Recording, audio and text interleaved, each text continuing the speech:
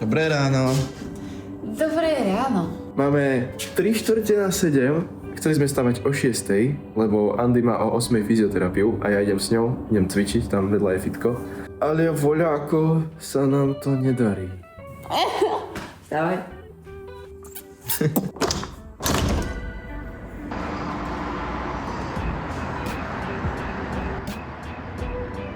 Ako to už poznáte, vždy si robím na raňajky rýžovú kašu s proteínom, so sušeným ovocím a tak ďalej. Ale máme, že 7:06 a ja to absolútne nestíham, takže idem si dať, že vajíčka, chlebík a halloumi a ešte nejaký proteínový syrokrém, nejaká novinka, takže let's go.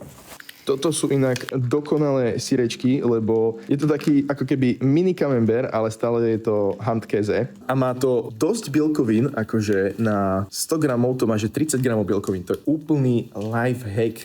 Má to, že 120 kalórií na 100 gramov. To je fakt, že dietný life hack, ale aj proste aj do bulku, do hocičoho, to je genialita. Len to trošku smrtka.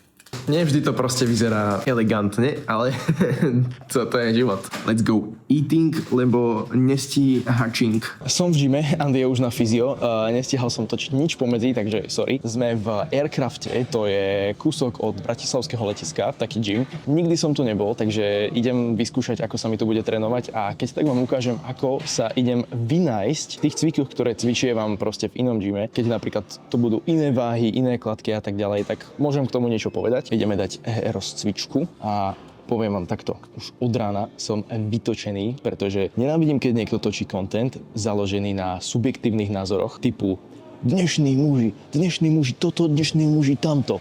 A tým pádom nepriamo romantizujú minulosť, ktorá absolútne nebola tak ružová, ako sa zdá. A to je niečo, čo je proste pre mňa úplne nepriateľné, pretože mali by sme byť objektívni v tom živote a pozrieť sa na obidve strany a porovnať to a byť nejak, proste skúsiť byť aspoň v tom strede a neprikláňať sa na jednu alebo druhú stranu. No proste, just think more. That's it.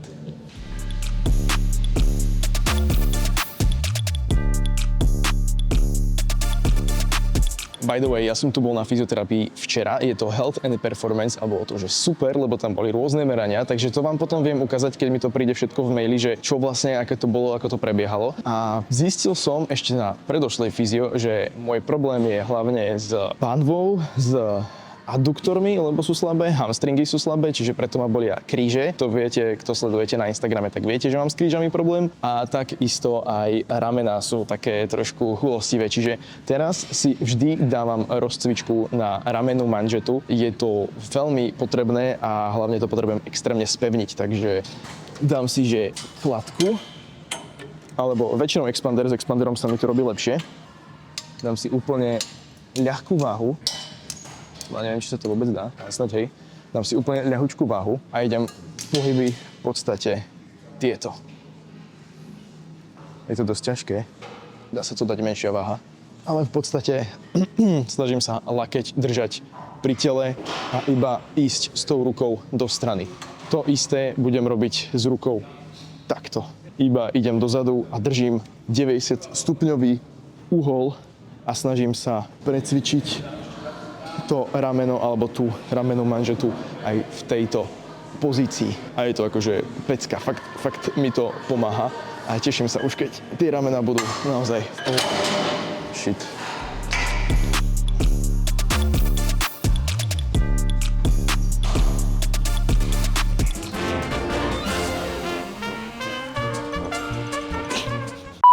Našiel som tu takýto stroj a potreboval som niečo na príťahy, pretože tými musím začínať, keďže trapéz je to, čo mám oslabené a celý ten zadný reťazec. Oproti hrudníku, hrudník je o mnoho silnejší, preto ma to ťahá sem, takto dopredu. Treba sa vynájsť. Našiel som si toto.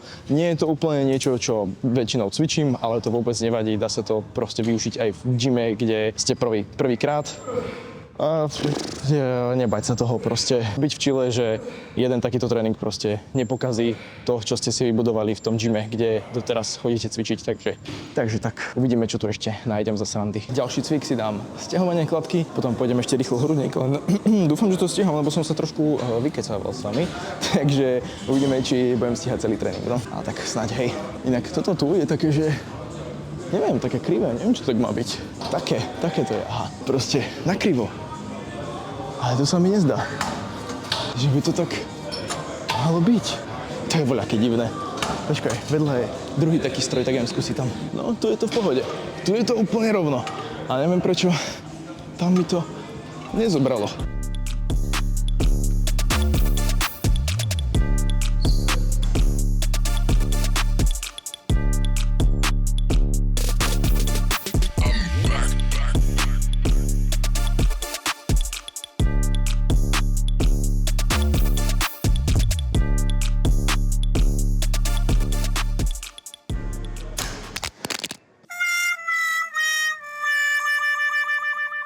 Ty normálne dneska padáš jak degeš tento mobil.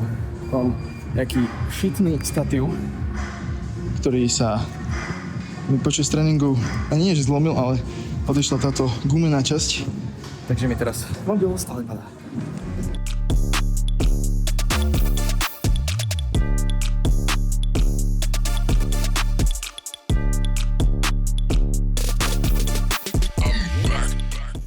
Mám po tréningu a Andy mám po fyzio, ale Andy chcel ešte ísť cvičiť, takže ja pôjdem s ňou, ale nie cvičiť, pôjdem na kardio, čo mi úplne že hrá do karát, lebo my máme teraz taký trošku minikat, pretože o 2 týždne nás čaká plavba loďou, naša prvá spoločná plavba loďou. Ja už som bol, Andy ešte nie, veľmi sa tešíme.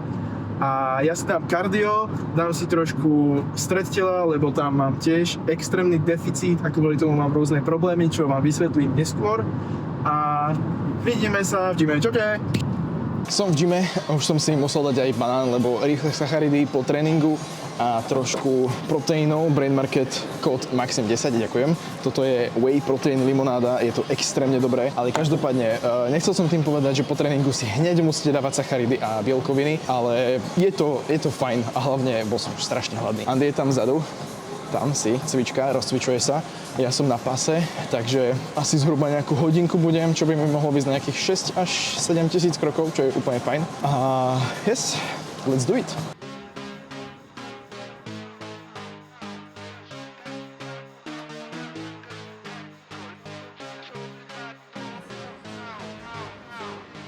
Akože hodinka na páse, podľa mňa mám dosť. Absolútne netuším, koľko som mohol spaliť na tréningu, lebo som si zabudol zapnúť tréning na hodinkách, ale odhadujem, že to mohlo byť okolo 600-700 kalórií, teraz to bolo nejakých 300, takže 1000 mám spálenú, ale to len znamená, že sa potrebujem ísť poriadne nájsť, lebo som hladný a moje svaly sú už takéto malinké z toho, čo všetko som spálil. Srandujem samozrejme.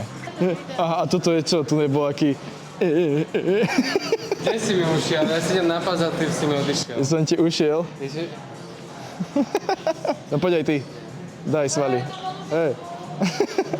Toto je, by the way, nový majster Európy v men's physique kategórii, takže... Toto je skutočný človek, ja viem, áno, on vyzerá jak Ken. Vlog točíme, len tak proste, že čo robíme cez deň. Že keď sme točili spolu, tak mňa tam dobre zdisovali. Kto ťa disoval? V komentároch, keď sme spolu mali video, že si tam krajší, tak...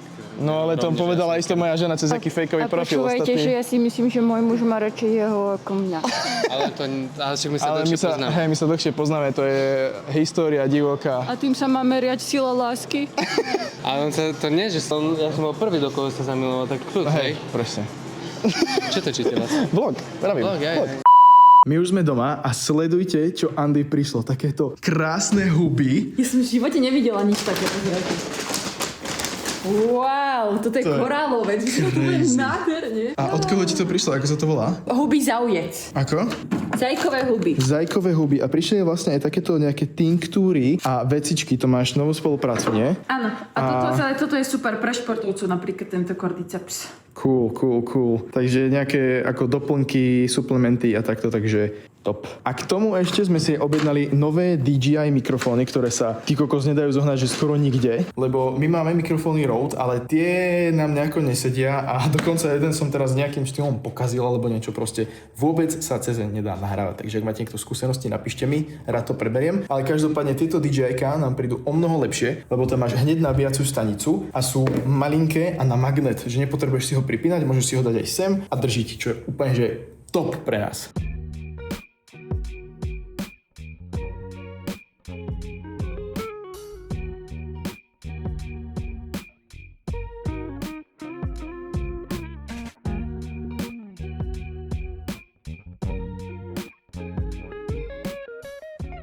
čo moja žena vystraja. Chodí na páse a číta pritom knihu. Performative Final Boss. Multitasking. On his highest. Určite len vymýšľa. Nečíta, iba sa tvári. Aby som sa cítil inferior. With amplified body pain of unknown etiology. Točím akorát jeden recept, takú roládu, taký proste len to idem vyskúšať. Tu máme zatiaľ cesto, ktoré musím dať zachladiť na 15 minút. A som extrémne zvedavý, lebo na videu to vyzerá fakt, že dobré, ale väčšinou tieto proteínové veci nie sú až také dobré. Tak uvidíme, no. Ukážem vám potom výsledok. Max zrobil karimatku. Počkaj. Počujete, to trošku hrubšie, ako som čakal, ale je to ako tá podložka, čo máte normálne na tanier, keď idete jesť, ale je to úplne mekučké, je to fakt jak karimatka, ten materiál taký proste. Na to môžeme cvičiť namiesto tohto. Tak nejak, no. Idem to skúsiť dorobiť a uvidíme. Poď, ideme do taste test. Tak, to je koláčik. To je moje. Cheers. Ja som čakala, že to bude fakt hnusné. A také divné, ale nie je to zlé. Mne to nechutí. Nie? Nie, hej, len je to strašne lámavé. Po mne to nie je dobré. Nie? Čiže divná. No to fakt chutí. Mám dosť hlad, je už 6 hodín a chcem si dať tento steak, lebo mu končí záruka. A zjedol som si väčšinu sacharidov na dnes, tak aby mi to vychádzalo aj s tým steakom, keďže som v minikate. Lebo som si dal rýžu. Není to asi najlepší nápad si dávať rýžu namiesto zemiakov do minikatu. Tak vám poviem. Čiže idem si dať tento steak, len tak o samote. A potom Andy nám včera urobila úžasnú zmrzlinu v Ninja Cream. Je to podľa mňa úplne, že topka. Je tam proteín, grécky jogurt, banán a mlieko. To je úplne, že... No povedz. Je to super, ale ukazuje, že im to ešte vo fáze, kde to vyzerá úplne hlúpo, takže... Veď není toto ešte úplne hotová fáza, akože je, ale to treba ešte rozmixovať. Ale proste ide o to, že je to úplne geniálne, je to neskutočne dobré a úžasný lifehack na zmrzku do minikatu. Idem si robiť steak. Poďte so mnou si robiť steak. Máme takúto obrovskú keramickú palicu z Fabiny, ktorú používam momentálne na stejky, lebo nemám takú tú grillovaciu.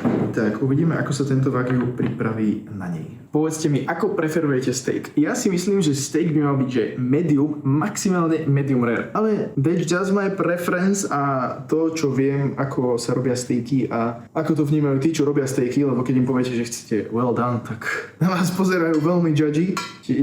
Čiže tak. A na narodeniny sme boli v Španielsku teraz, v Marbelle, neviem, jak to mám povedať po slovensky. A mal som tam Kobe Wagyu steak, čo je najdrahší steak na svete. Kilo tam predávali za 500 eur, ja som si dal pol kila. A akože masné to bolo jak zadek. Akože reálne, keď to budete chcieť skúsiť, tak odporúčam, že maximálne 50 alebo 100 gramov. Fakt to bolo, že too much. A bolo mi potom zle, lebo som zjedol strašne veľa tuku. Asi 2000 kalórií minimálne.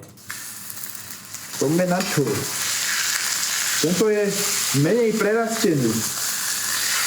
Že to bude menej tučné. Trošku som ho prepiekol. Nevadí, pripečený. Nevadí. No, ak som ho prepiekol, no tak je to dosť možné, že som ho... Aj, kurník, som ho prepiekol. Na kamere určite bude vyzerať ružový, ale to je taký, že medzi medium rare a well done. Na kamere fakt vyzerá dobre. Tento príbeh je smutný, napísal som život. Väčšinou tie kamery klamú, tak si neberte príklad z influencerov. Akože ty tiež nemáš taký biceps na živo? No to mám väčší. Alebo neviem, možno menší. Taste test?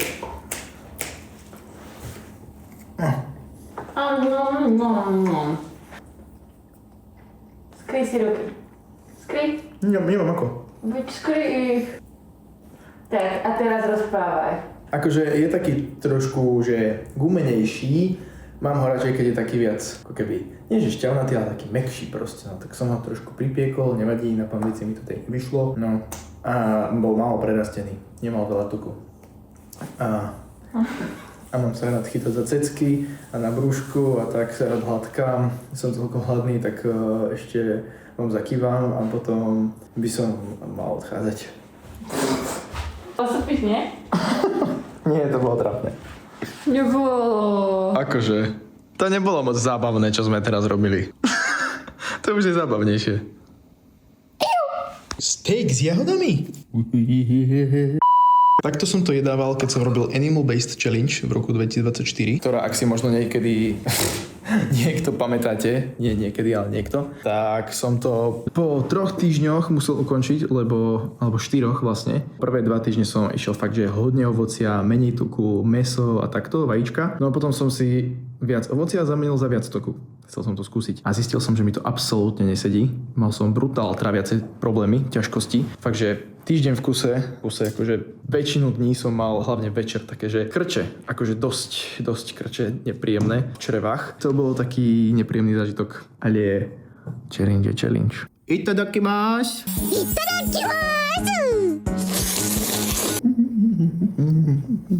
Rúža pre nevestu ideš! Ideme pozerať reality shows, aby sme vypli trošku mozog. A takto trávime naše večery, že pozeráme proste takéto srandičky. Koho typujete inak na víťazku tohto ročnej rúže? Koho typuješ ty? Nepoviem. Prečo? Lebo proste si myslím, že by som to nemala povedať.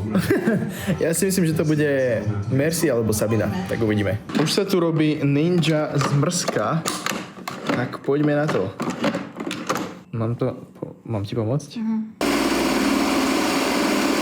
Teraz sa do toho pridám mlieko, lebo to má takúto konzistenciu a potom to bude také krémové vďaka tomu mlieku. Nie vďaka tomu mlieku, ono ani musíš mlieko, len druhýkrát to treba ešte vždycky rozmixovať. Ale tak to mlieko je tam dobré, nie? Ale nemusí byť nevyhnutné to. Niekedy tam môžeš dať len nejaké ďalšie veci, napríklad, že čokoládu, keksíky po hocčo a potom tu stlačíš už len extras a tak. Už to začína vyzerať dobre, ale ešte to chce tuning preca. A aký? No, ide to do misky, či nie ide do misky? Ide to mi to Ja zjesť z to toho? zjem vždycky z tohoto, pretože ja vždycky milujem, že to vlastne môžem zjesť úplne celé.